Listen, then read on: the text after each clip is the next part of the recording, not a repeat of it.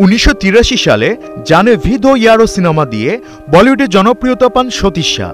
এরপর হাতিম তাই, ইয়ে জো হ্যায় জিন্দেগি, मैं हूं ना, কাল হো না হো, ফানা, হাম সাথ সাথ হ্যায়, ওম শান্তি ওমের মতো বহু জনপ্রিয় সিনেমায় অভিনয় করে দর্শকের মনে জায়গা করে নেন সতীশ শাহ। ছোট পর্দাতেও তার সমান সাফল্য ছিল। বিশেষ করে কমেডি ধারা সিরিজ সারাভাই ভার্সেস সারাভাই তাকে ঘরে ঘরে পরিচিত করে তোলে।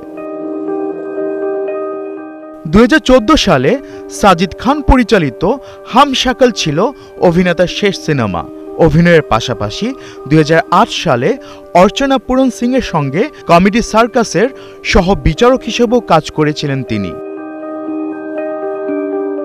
জানা গেছে দীর্ঘদিন ধরে কিডনির জটিলতায় ভুগছিলেন সারাভাই ভার্সেস সারাভাই খ্যাত এই অভিনেতা। অবশেষে শনিবার দুপুরে চলে যান না ফেরার দেশে। বিদায় সতীশ শাহ। আফফান মিতুল, 71।